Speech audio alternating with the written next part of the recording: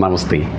ഓം ആപോഹിഷ്ടമയാ ഭുവസ്ഥാന ഊർജേ ദതാതനാ മഹേരണായ ചക്ഷസേ യോ വാ ശിവതമോ രസസ്തസ്യ ഭാജയതേഹന ഉഷതീരിവ മാതരത്തസ്മാദരം ഗമാമവോ യസ്യ ക്ഷയായ ജിൻവത ആപോ ജനയതാചന ശന്നോ ദേവീരഭിഷ്ടേ ആഭോ ഭവന്തു പീതയേ ശമ്യോരഭിശ്രവന്തുനഃ. എന്താണ് ഈ പറഞ്ഞത്? തർപ്പണമന്ത്രം എന്ന് പറയും. എന്തിനാണ് ഇത് പറഞ്ഞത്? നമ്മുടെ ദൈനംദിന ജീവിതത്തിൽ തീർച്ചയായും നമ്മൾ ജപിക്കേണ്ടതും ചിന്തിക്കേണ്ടതുമായ ഒരു ഉത്തമകരമായ ഋഗ്വേദ മന്ത്രമാണ് ഈ തർപ്പണമന്ത്രം. ഇതിലൂടെ എന്താണ് ലക്ഷ്യം വെക്കുന്നത്? നമ്മുടെ വരുന്ന തലമുറ ഐശ്വര്യകരമായി ജീവിക്കണം, സർവ്വവിധമായ സമൃദ്ധിയോടും കൂടി ശുദ്ധമായ പ്രാണവായുവും അതിനുമപ്പുറം ശുദ്ധമായ ജലവും അവർക്ക് ലഭിക്കുക തന്നെ വേണം. കാരണം ജീവൻ്റെ നിലനിൽപ്പിന് ഏറ്റവും അത്യന്താപേക്ഷിതമായ ഒരു ഘടകമാണല്ലോ ജലം. ഭാഗവതത്തിലൊക്കെ നമ്മൾ കാളിയമർദ്ദന ഭാഗങ്ങളൊക്കെ ശ്രമിക്കും. ശരിക്കും കാളിയൻ എന്ന് പറയുന്നത് നമ്മളാണ്. സ്വന്തം സ്വാർത്ഥതയ്ക്ക് വേണ്ടി ജലത്തെയും ഉപയോഗപ്പെടുത്തുക, തനിക്കും തൻ്റെ കുടുംബത്തിനും വേണ്ടി മാത്രമാകണമെന്ന് ചിന്തിച്ചുകൊണ്ട് അതിരുകൾ കെട്ടി ജലത്തിനെ ഏതൊരുവനാണോ സ്വായത്തമാക്കുന്നത് അവനെയാണ് ഭാഗവതവും ഭഗവാനും വിളിച്ചത് കാളിയനെന്ന്. നമ്മൾ ഭാഗവതത്തെ മാത്രം ശ്രദ്ധിച്ചു. എന്നാൽ നമ്മളിൽ പലരും പലപ്പോഴും കാളിയന്മാരായി മാറാറുണ്ട്. ആ ബോധം നമ്മിൽ നിന്ന് അകറ്റുവാനും ഈ ജലം ഏവർക്കും തുല്യമായ അവകാശമുള്ളതാണ്, ജീവൻ്റെ നിലനിൽപ്പിന് അത്യന്താപേക്ഷിതമാണ്, ഈശ്വരൻ്റെ വരപ്രസാദമാണ്, അതിനെ അർഹിക്കുന്ന പ്രാധാന്യത്തോടുകൂടി എനിക്ക് ആവശ്യമുള്ളിടത്തോളം ഞാൻ ഉപയോഗിക്കും, തുടർന്ന് വരുന്ന തലമുറയ്ക്കായി അല്പമെങ്കിലും കാത്തുവെക്കും എന്ന ബോധത്തോടുകൂടി ദൈനംദിന ജീവിതത്തിൽ മൂന്നാമതായി നമ്മൾ അനുഷ്ഠിക്കേണ്ട ചടങ്ങിനെ പറ്റിയാണ് സൂചിപ്പിച്ചത്. ഭൂമിയിലുള്ള ജലത്തിൻ്റെ 94% ഉപ്പ് ലായനിയാണ്, സമുദ്രജലമാണ് എന്ന് പറയപ്പെടുന്നു. മിച്ചമുള്ള 6%-ൽ 2% ആർട്ടിക്ക, അന്റാർട്ടിക്ക എന്നീ പ്രദേശങ്ങളിൽ മഞ്ഞുപാളികളായി കിടക്കുന്നു.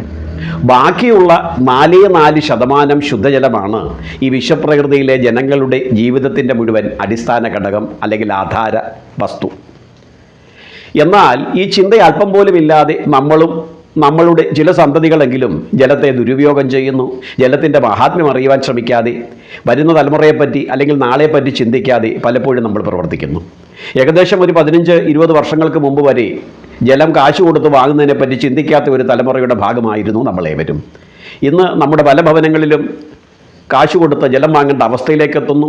വീട്ടിൽ ശുദ്ധജലമുണ്ടെങ്കിലും അതിനെ പ്രയോജനപ്പെടുത്താതെ സമൂഹത്തിൽ, സൊസൈറ്റിയിൽ മാന്യത ലഭിക്കുവാൻ ശുദ്ധജലം വാങ്ങാൻ ശ്രമിക്കുന്നവരും മറ്റു മാർഗങ്ങളില്ലാത്തതിനാൽ ശുദ്ധജലം കാശ് കൊടുത്ത് വാങ്ങേണ്ട അവസ്ഥയിലേക്ക് എത്തപ്പെട്ടവർ ധാരാളമുണ്ട്. ഈശ്വരൻ തന്ന വരദാനമാണ് ജലം.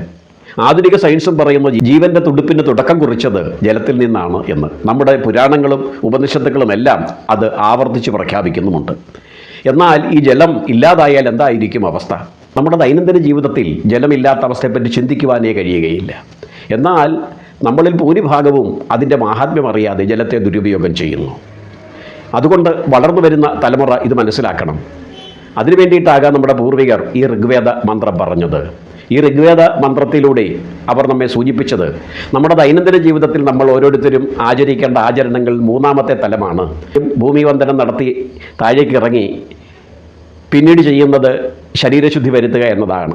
പല്ല് തേക്കുവാനും അതുപോലെ തന്നെ ശരീരശുദ്ധിക്കുമായിരിക്കും പിന്നീട് നമ്മൾ ശ്രമിക്കുന്നത്.